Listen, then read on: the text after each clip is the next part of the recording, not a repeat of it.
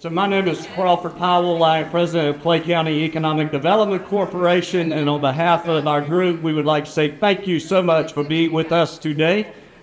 It's a great day to be in Clay County, guys. So thank you again for doing this.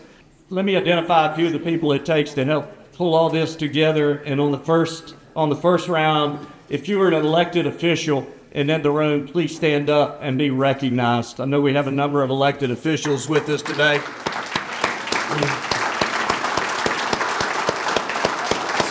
So thank you so much for taking time to join us today.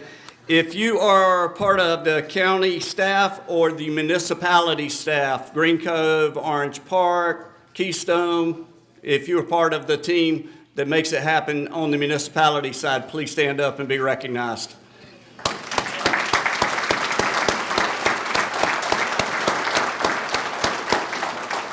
Thank you guys for joining us today. Also, if you're a board member for Clay County Economic Development Corporation, that's a mouthful, right? I get it. If you would please stand and be recognized as a board member of our organization.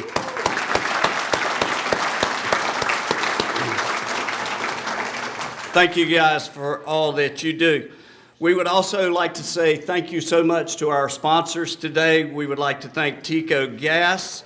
We would like to say thank you to Stryker Medical and also to Morrison's Healthcare for being part of our sponsorship group today. Thank you to our sponsors. If you'll stand and be recognized as a sponsor, thank you.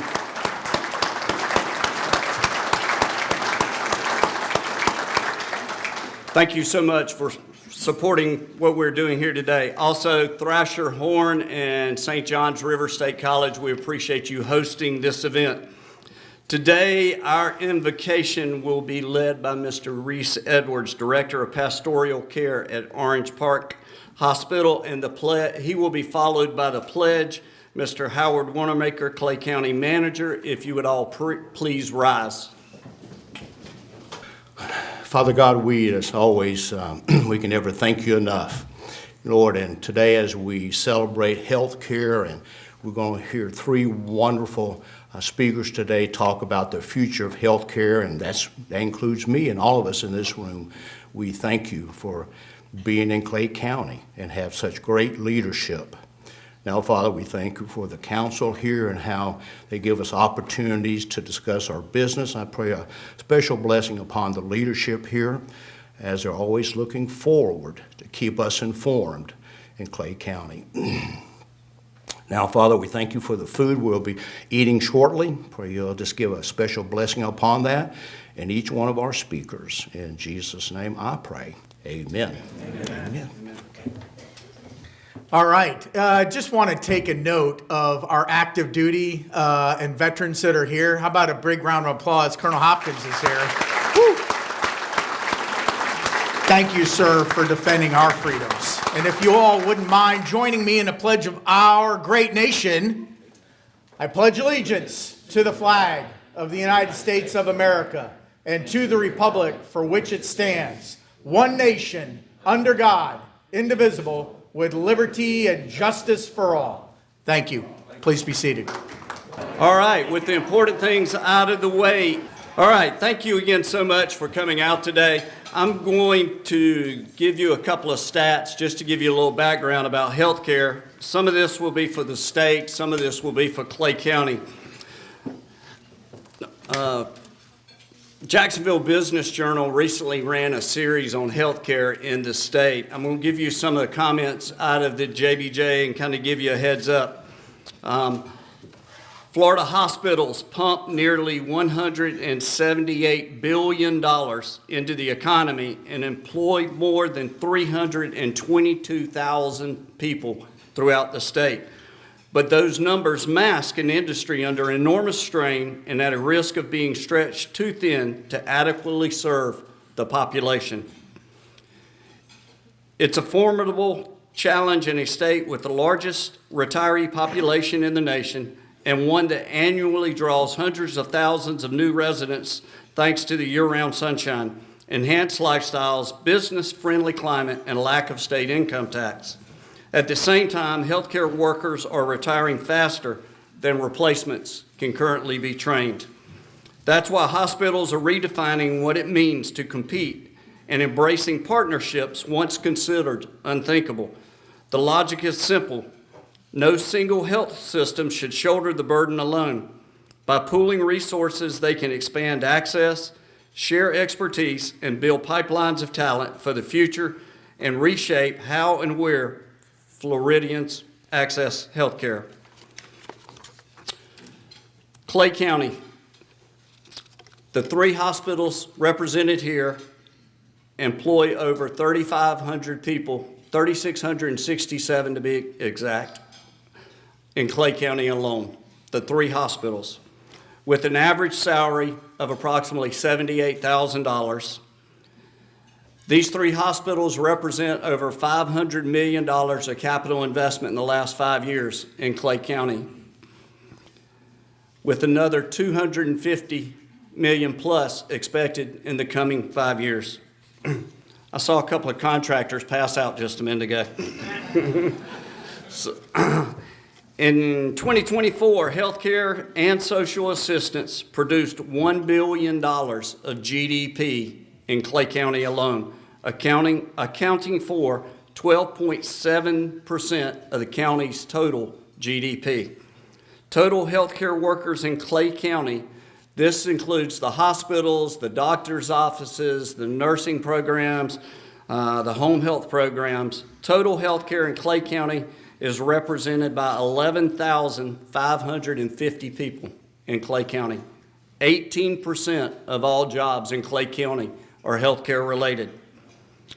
The top 3 occupations in healthcare are registered nurses, personal care aides, and nursing assistants.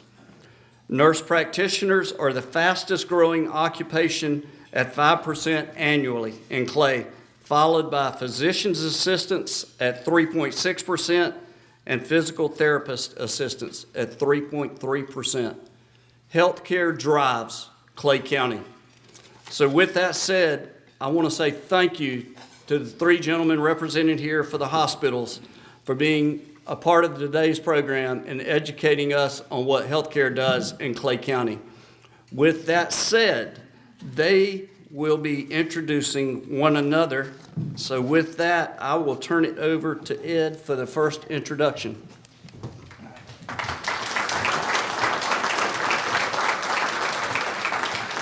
So good afternoon. Crawford said don't go off script. I've got to go off script here. So when he mentioned the cookies, I looked out in the audience. The first one that was eating it was our commissioner over here in our district, and he was eating the Baptist Health one. Can you believe that? Right in Fleming Island. Right there in Fleming Island. No, thank you, Crawford. Thank you, the Clay EDC, for hosting this event, and a special thank you to our sponsors out there. As mentioned before, things like this can't happen without them. So, for the past year, 18 months, I've learned these 2 gentlemen and gotten to know them pretty well. So Crawford asked, put a bio together. Chad sent 9 pages. And I said, Bryan says, well, mine's only going to be 1 page. And I started looking at mine and said, well, what do I need to do to spoof it up? I guess we're not taking any questions today. Then Chad sends us another write-up. It's 1 paragraph. I mean, literally, it's tiny. So I have to make things up now, okay, as we go along.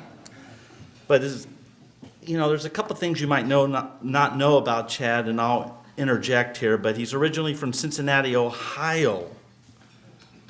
But he's a Steelers fan. Go figure. Chad studied respiratory therapy, so he's been in healthcare all his life. And he graduated at the Ohio State University. Another tidbit that you don't know about Chad. Who needs a golf lesson? He played golf in college. So pretty impressive. Having a deep... He's not introducing me, by the way. Bryan is. Having a deep passion for caring for others, he went back to graduate school several years later at the University of Central Florida and received a master's degree in healthcare administration. What you might not also know about Chad, and this is a shameless plug for our Boy Scouts out there, he was an Eagle Scout. So congratulations on that, an honor well deserved. An achievement, I should say. Chad started his hospital administration duties at HCA Healthcare Winter Park Memorial in 1998. I was a teenage boy at the time. This led him to a promotion in management for the next decade in New Mexico and Arizona. He eventually made his way back to Cincinnati to lead a multi-hospital system for an additional 10 years. Along the way, he and his wife, Carrie, have 5 children who are now young adults. By the way, he also has a golden doodle, Evie. I said, is that misspelled for Elvis? He said, no, Evie. So golden doodles, and that's something in common that we both have. Chad has over 35 years in healthcare experience, and most recently before landing at HCA Florida Orange Park Hospital for the second time. Yes, for those that are serving our country, that's 2 tours of duty in Clay County. He oversaw the acquisition of a $2 billion healthcare system in Asheville, North Carolina. HCA Florida Orange Park Hospital is a 433-bed trauma and teaching hospital with over 170 residents. Orange Park is also now a top 100 hospital ranked by health grades. Chad is very passionate about his investments in the community, sitting on several boards, including the Clay Chamber, the Economic Development, and Penny Farms Retirement Community. So we're going to do something a little different. Rather than applauding, let's snap for Chad. So Chad, come on up here, CEO of HCA Florida Orange Park Hospital.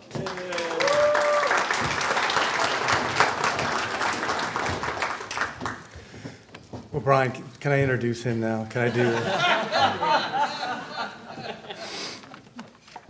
It's a hard act to follow.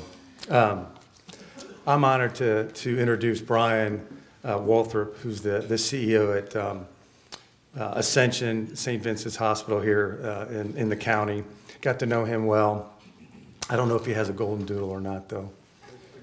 Golden retriever, that's close enough, right? Close enough. But I thought we kind of did a unique thing. We thought it'd be nice to introduce each other and show that we can still compete, but get along well and have a little bit of fun. And also, we're looking forward to today. Bryan is originally from North Carolina, has traveled the world both as a military dependent and during his own service in the U.S. Army, where he served as a lieutenant colonel in 2017. Thank you for your service.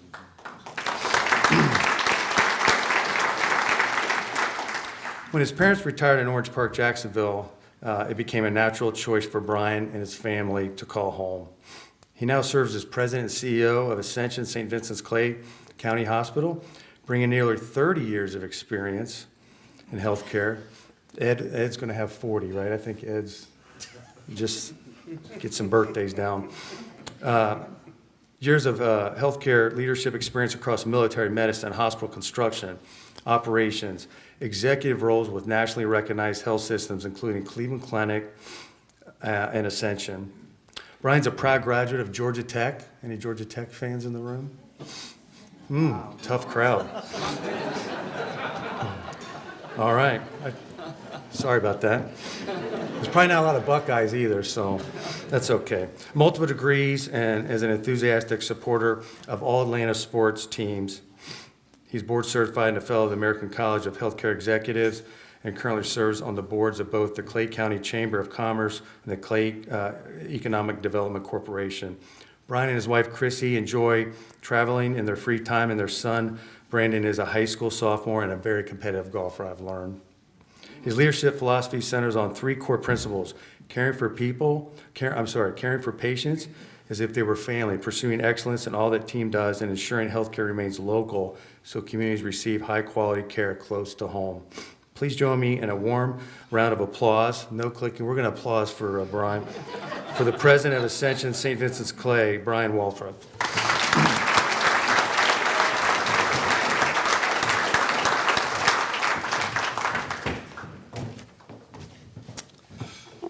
Last, I get to inject as much humor or lack thereof as I want, but I'll stay a little bit more on script. It's, again, my distinct pleasure to be with all of you here this afternoon, be part of this really unique format and forum. I think this is the first time we've ever come together in this kind of capacity, so we'll see how it goes, and we'll see if this becomes an annual event, perhaps, on the docket. But my pleasure to get to introduce Ed Hubel. One of our own homegrown Clay County residents. His father retired to Orange Park, Florida from the U.S. Navy when Ed was 10 years old, and his mother from Naples, Italy, hence his love of Italian food. He's a graduate of Orange Park High School. Go Raiders. I guess, we got to put that in there, right? I'm still reeling for that lack of Georgia Tech, so I'm still thinking about that. Ed returned home in 2024 to lead the charge at Baptist Medical Clay, a state-of-the-art patient-centric hospital serving Clay County. And prior to his healthcare experience, Ed's first career was in aviation management. His undergraduate degree from Embry-Riddle Aeronautical University, Ed joined Baptist Health in February of '96.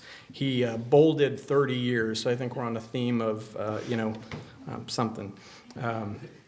At Baptist Health, Ed served in roles including Assistant Administrator of Operations, Surgical Services Administrator, Patient Care Operations Director, and Service Line Lead for Baptist Orthopedics, and previously the President at Baptist Nassau. Ed received the highest service designation from ACHE Distinguished Service Award from the American College of Healthcare Executives. He became the interim hospital president at Baptist Medical Center Clay in July of '23, and currently the hospital president where he serves today in January of '24. Ed is board certified and a fellow in the American College of Healthcare Executives. He has a master's of science in healthcare administration from Columbia Southern. He is also a fellow of the advisory board. Ed's commitment to community service is as strong as his dedication to healthcare. He serves on the Clay Chamber Commerce Board and volunteers with numerous Clay County not-for-profit organizations. He's a mentor for the Boys and Girls Club and mentors future health care leaders through ACHE, local colleges, and health organizations. Empty nesters, Ed and his wife Christy and their golden doodle, which we heard about, Lily, reside in Fleming Island. Beyond his professional commitments, he is deeply passionate about servant leadership, faith, and community. To maintain a healthy work-life balance, he enjoys reading, sports, fishing, music, and journaling, which provide him with relaxation and inspiration. If you have not yet met Ed, he would like to hear your story, as he has a passion to connect with people through storytelling. At this time, please join me with a round of snapping and clapping and all the things for Ed Hubel.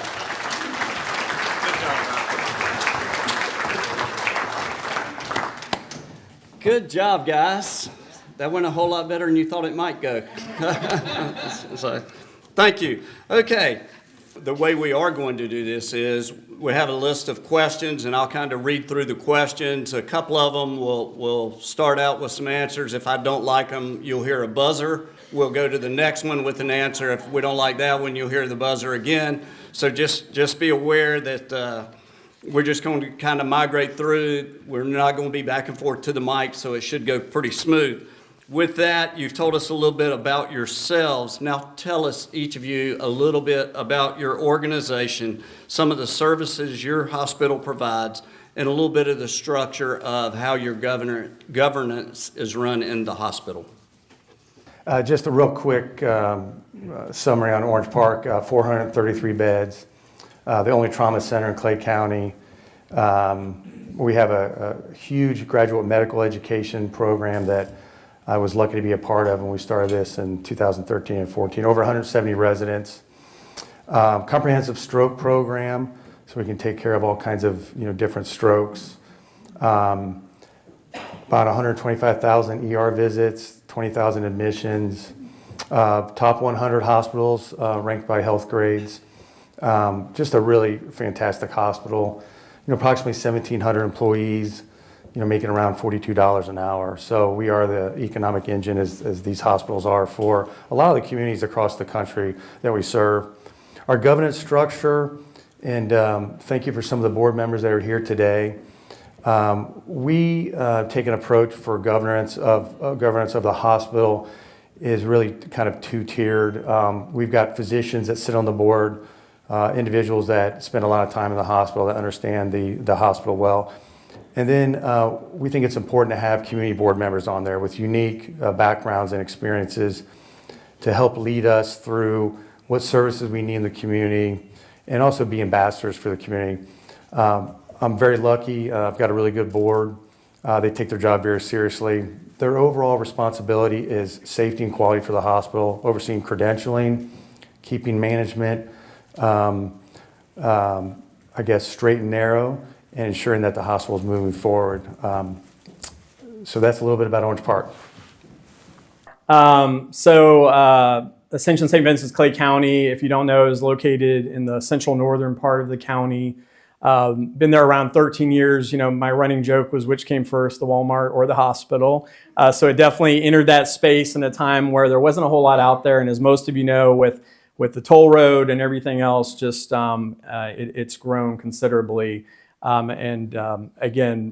Positioned, in a way to really support the community at large and excited about growing with the community. We're a 134-bed, what I consider medium-sized community hospital. We offer a variety of services and surgical offerings. A few interesting things. We've got a family birthplace and obviously deliver babies on our labor deck. We have a pretty robust cardiology presence, and we continue to add capabilities supporting 3 cath labs. We're continually looking for outreach opportunities and growing outside of the 4 walls of the hospital. I won't bore you with a very similar governance structure. I think we all have similar relationships with boards, with community members helping us with financial performance, as well as smart, informed decisions on growth. Same thing, credentialing providers, et cetera. One interesting thing, for us is our mission statement. So rooted in the loving healing of Jesus as healer, and the ministry of Jesus as healer, with a focus on the vulnerable and poor. And that identity makes us, I think, unique. All of our decisions are foundational around that mission statement and who we are as our singular priority. So just as a Catholic ministry and non-for-profit, that is something that's a little bit different about our hospital. One other thing with governance is, we're part of obviously something bigger than just our hospital in Clay County. So 3 additional hospitals under the St. Vincent's banner in Jacksonville. We're part of a 9-hospital system in northern Florida on the east and west side of the state, and obviously part of Ascension, which is just over about 100 hospitals nationwide. So, the good and bad with that is, we're part of something bigger. We're not this independent hospital making decisions completely on our own autonomy, but the good, there's a lot of good that comes with being a part of a matrix organization with financial backing and just a lot of resources to make informed decisions. So try to do a little different knowledge point. So similar hospital systems, health systems, non-for-profit, locally governed. That may be a little slight different. When I say that, it is locally owned. We make decisions right here in Northeast Florida.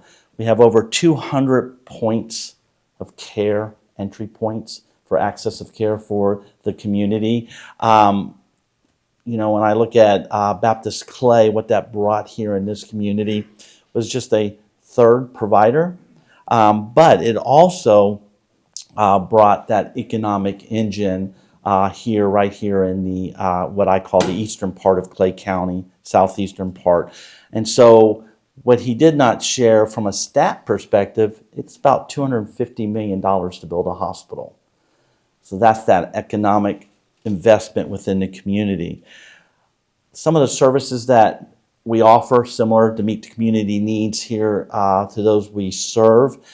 We also have a relationship with MD Anderson, so we provide oncology services right here on the island, but that partnership for tertiary care can happen right here in Northeast Florida. So that is one thing that I would highlight from a service offering that may be a little different at times.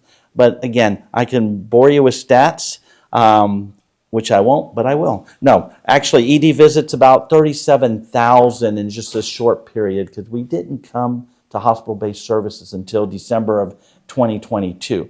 Although we've been in Clay County for 12 years prior to that, right? We were a freestanding ambulatory site, had medical office building, but we still provided care in this community. And I think this stat is pretty interesting. When we talk about imaging, and we'll talk a little later about resource deficits, I think Bryan's going to hit on that.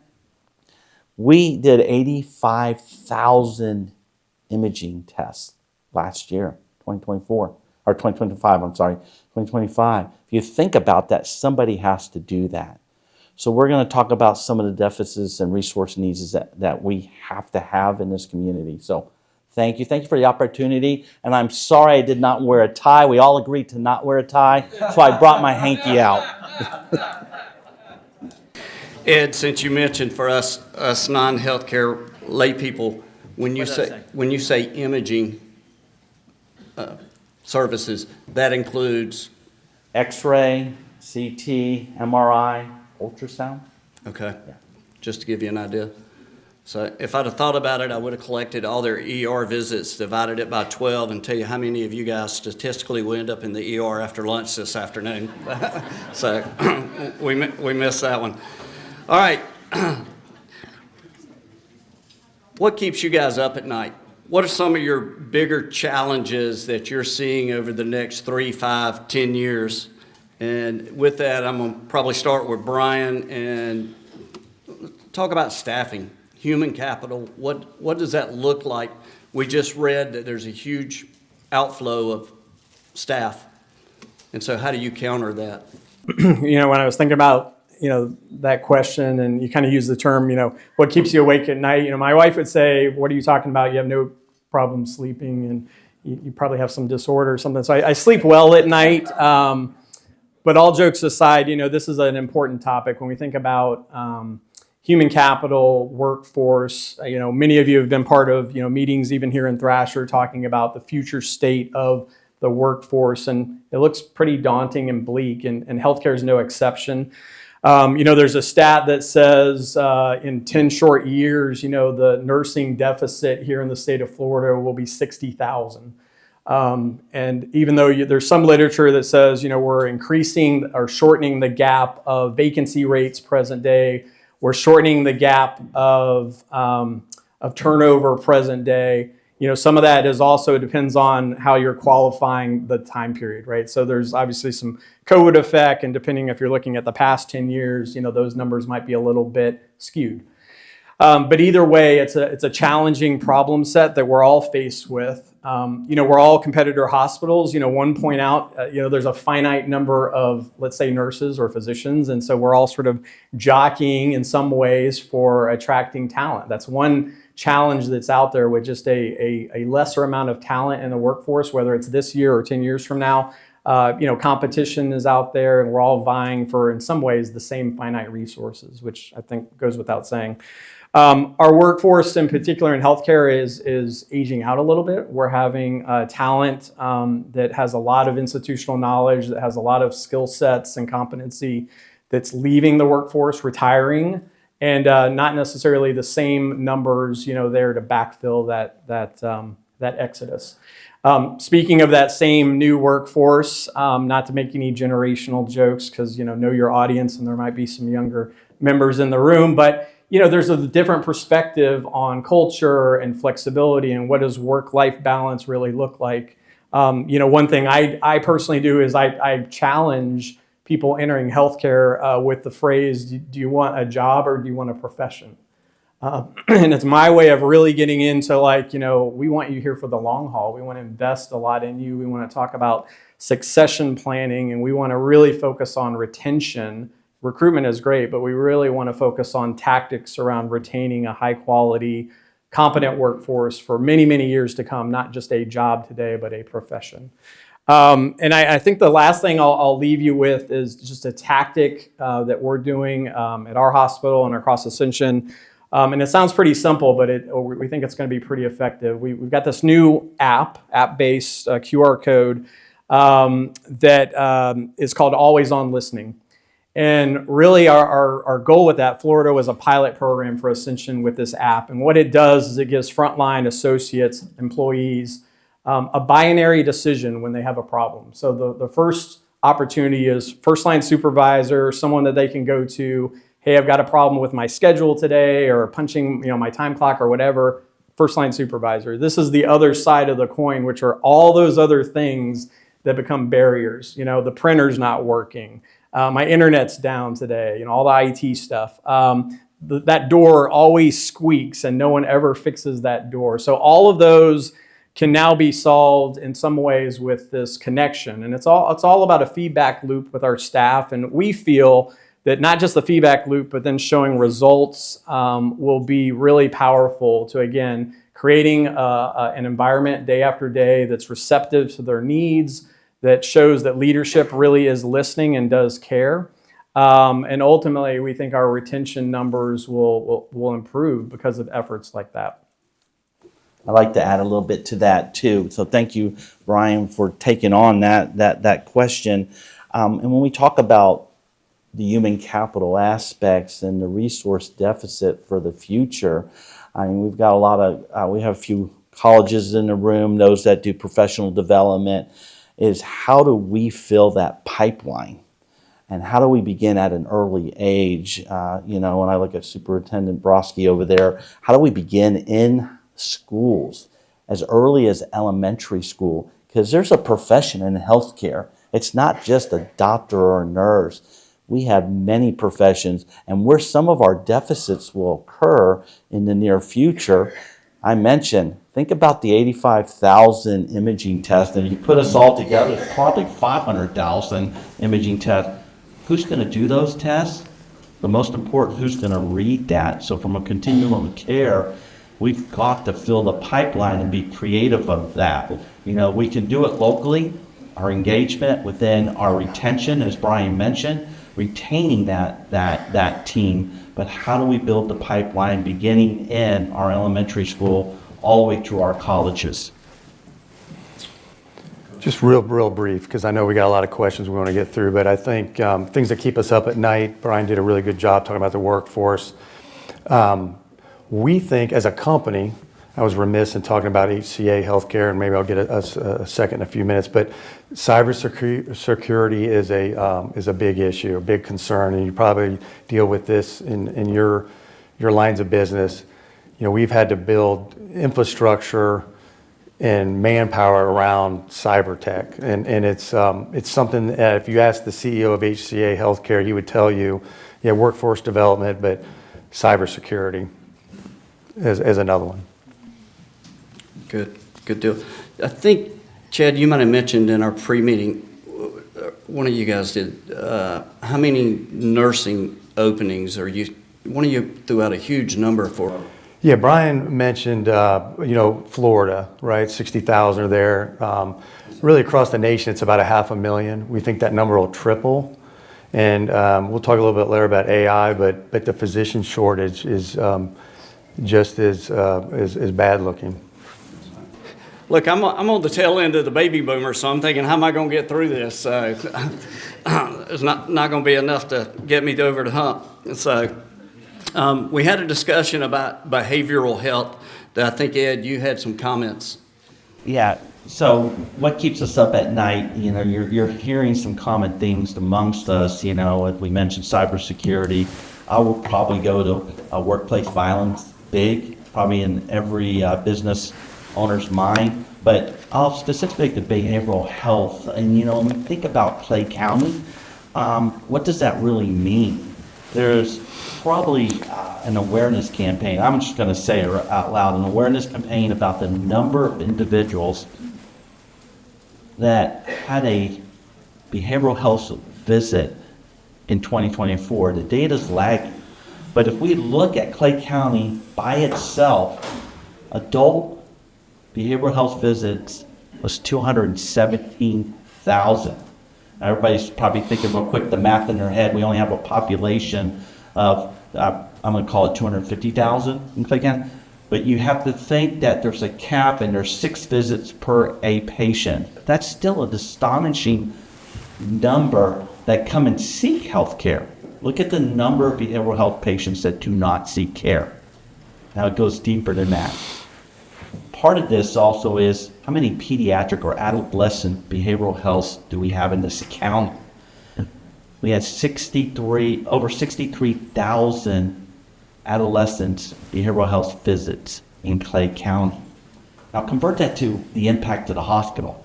Not is it inundating and coming to our ER, keeps me up at night, but where are we going to provide the cares for those individuals that need this type of service?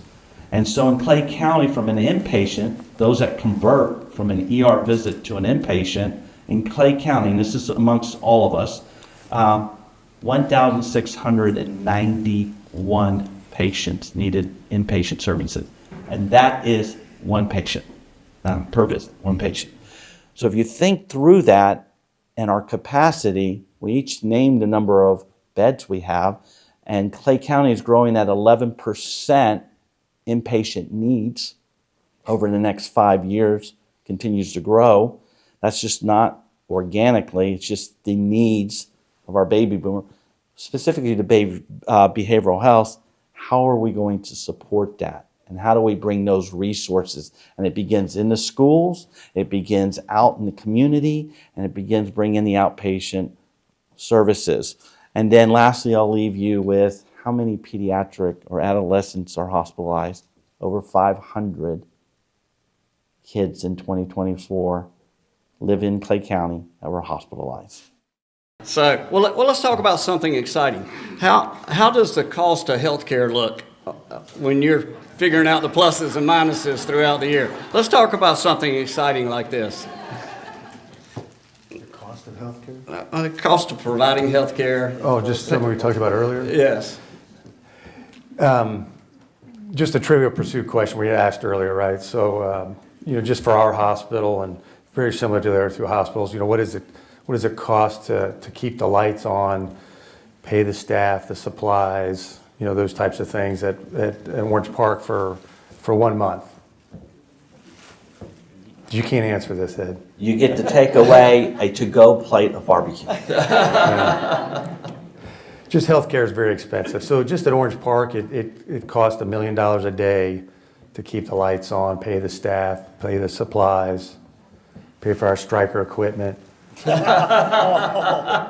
No, thank you, Stryker, for doing this. I just thought I saw them there, but they're the least. Yeah, no, they're very reasonably priced. But no, it's just it's an expensive. Sorry, I didn't. It's just a very costly way of doing business, right? And so we'll talk a little bit about AI and just safety and things like that. But yeah, it's a very expensive business. It is. So disclaimer, I'm not an AI expert. I'm not here to give an opinion about AI, probably outside of healthcare. So lots of people have different opinions on governance and what it's good for or not. What I can say, I believe, in healthcare is, and I'll try to be very brief, but AI, I think, equals safety. I think if you look at how AI can be used in a hospital, it's going to produce a more safe environment for our patients. And how are we going to do that? I think the time element of being in the hospital and the communication. If any of you have been in the hospital, there's a lot of manual processes. There's a lot of different communication that goes on. And there's a lot of people that are involved in your care. And so if you think about the time element real quick, anytime you're in the hospital, right, it costs a lot of money to be in the hospital. We just talked about the $1 million a day. How do we quickly get you in and out of the hospital safely and reduce the time, which reduces the cost, which really, I think, produces safety.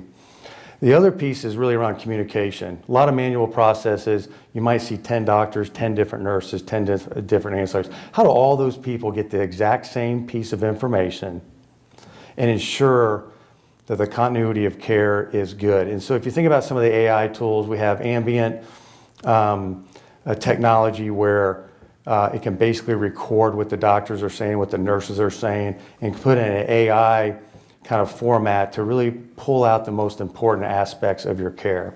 So you might see 10 providers and everybody's missing the critical lab, or that you had open heart surgery previously. And so all these manual processes, I believe, will continue to do that. At HCA, we're using it in some other ways. We have a system called Timpani that will do scheduling. So any of you that have large employee-based scheduling, can be a nightmare. And so we just kind of did some research around taking 100,000 shifts. We were able to save around 6,000 hours of manpower to put those schedules together. It also gives an opportunity for the staff to kind of schedule when they want to, and we can match it up. The one thing that might feel a little bit scary, but is happening now, and I believe it will actually produce safer results, is the radiologist shortage is massive, and everybody gets an imaging procedure really when they're in the hospital or not. We're using AI now to help make the radiologists more efficient. How do they learn from a particular radiologist, how they read films and what they see on the films? And we're starting to see really good data around things on mammograms and things on x-rays to ensure that care is being delivered quickly. And I think lastly, AI is going to help predict outcomes for patients. And I think it's going to help predict things that are happening to a patient that we as healthcare givers might not be able to see right away. So those are just some of the things I think that are going on in the AI world that I think are maybe of interest to this group. I'll just piggyback a little bit on that and kind of take it a little bit different, just kind of in broader, just technology advancements. So many of you might be aware of this, but I want to just sort of level set a little bit. So we use a lot of technology in robotic surgery, for instance. So we've been using robots for some time now. Some people, maybe a little bit naive, are like, wait a minute, a robot's doing my surgery. I didn't sign up for this. It's really not the case. It's there's sort of two components of it. One is using a robot with physician, at the guide for a couple things. One is less invasive, right? So smaller incision points. Think general surgery, think urology. Some of the GYN procedures can be done robotically with less invasive to the patient, and then better outcomes as well. So we've been doing that for some time. The companies continue to advance their robotic platforms, and we take full advantage of upgrades and advancing those as well. The other component is navigation, and really not necessarily a robotic assist, but really a clear line of sight to a specific area in the body that the surgeon or the proceduralist is trying to get to. So we use a lot of different navigation software, both in the surgical platform and our cath labs. And that technology, again, continues to evolve, continues to get better. We adopt that technology in real time. So those are just two extra layers of technology.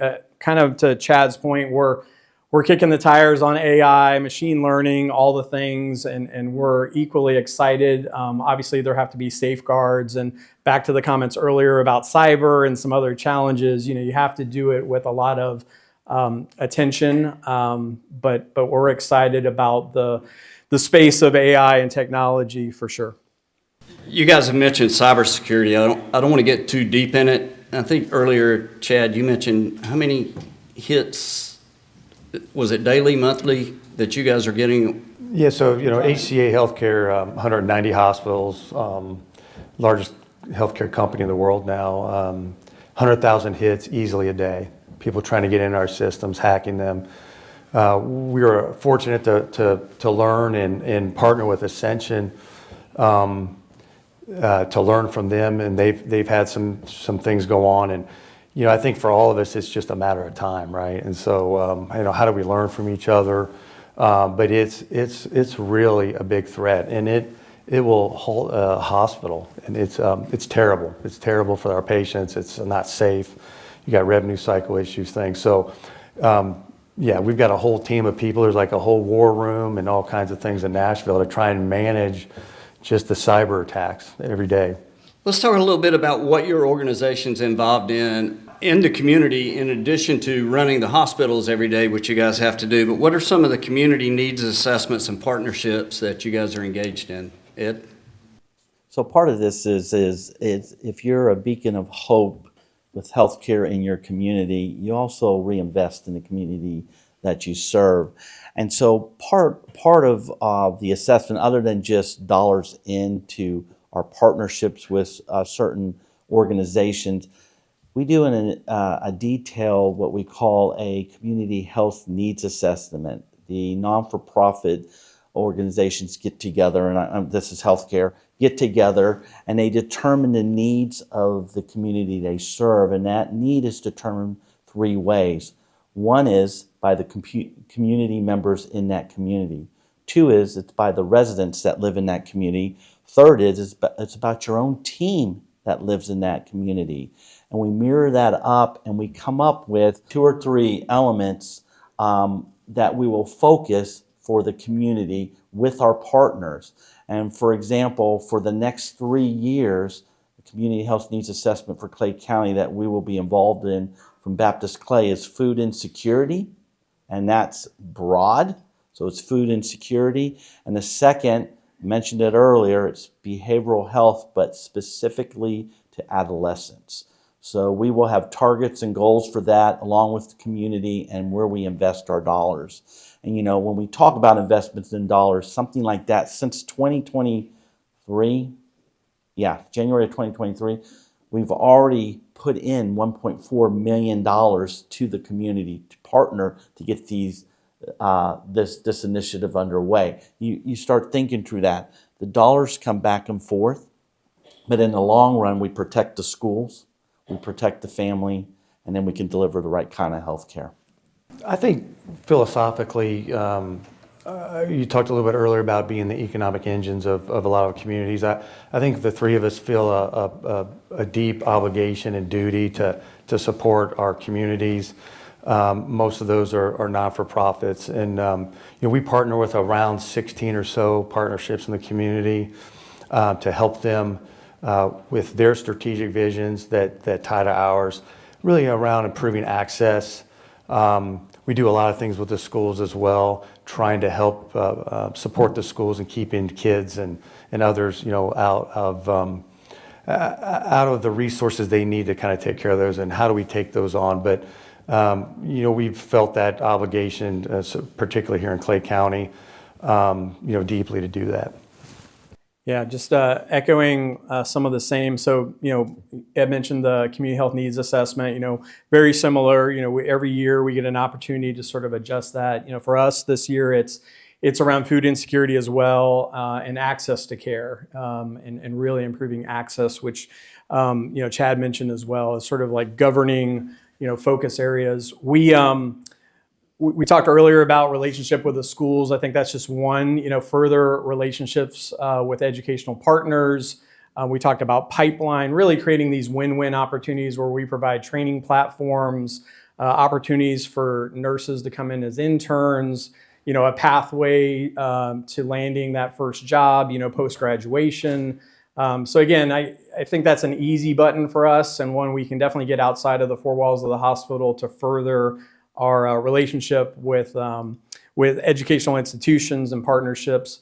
Another one for us, and it kind of gets just back to that core mission statement. We really, this spirit of philanthropy and generosity. We do stuff with Impact Clay. We do things in the community, even simple stuff, whether it's backpack drives, diaper drives. Just it seems like every week we're involved with some grassroots, very simple but effective partnership that makes a difference in someone's life. And, really connecting back, our entire team has a lot of passion and energy about the work we do outside of the 4 walls. I would just say, although we're a little pessimistic, I think, being hospital administrators, hopefully we did not give the feeling that healthcare is doom and gloom. I do think there are things that keep us up at night, but I shared with the group earlier, I've worked all over the country, and we are really fortunate in Jacksonville, particularly in Clay, to have really good healthcare services in a community that's growing. that, relatively speaking, is inexpensive to other parts of the country. We have our own challenges in general versus some other communities, but the future is really bright. I think you have, at least on this stage, 3 really strong health systems that are committed to the communities they serve, making sure we have the workforce that we need, making sure we have the doctors that we need, really being thoughtful around how they financially manage their hospitals, and so they can be stronger every day. So the future's bright, although 3 old men might feel it's a little bit difficult at times, but we I thought it would be good to bring that back. Old men wear ties. No, just kidding. No, I want to echo those comments. I will say that Clay County is very fortunate. Not only just the 3 hospital providers, but also what's available. We have to talk about the skilled nursing homes, the rehab centers. Those are all so important for the continuum of care for those we serve. Things that kept us up at night, we could sit here for hours, the 3 of us, and talk about. There's an element of 10 bleak outlooks for healthcare to 2030, and we could talk for hours.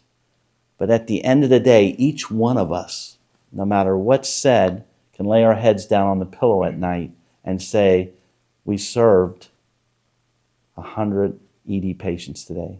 We took care of, 100 oncology patients. We did this for the community. That's what I'm proud of, and it's not always bleak. Those are the things that bring me joy. Yeah, I think hopefully something you walk away with today, there's a couple of things, but one is there's room for all of us on this stage, right? And what I mean by that is we have a great relationship. Although we're competitive, we serve, parent organizations.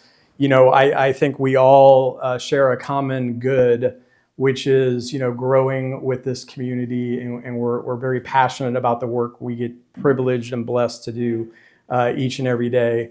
The other takeaway is although there is a little bit of concern and what keeps you up at night, at least from my vantage point, I think my 2 colleagues would echo this. We're very optimistic. We're very excited about what the future holds. We belong to organizations that are making very large, both past and present and future capital investments in Clay County and in the greater Jacksonville area, which is exciting to be a part of. And so I'm very proud of the work we get to do. I'm humbled each and every day with the team that I get to serve with. And it's such a pleasure to be a part of this community. Thank you.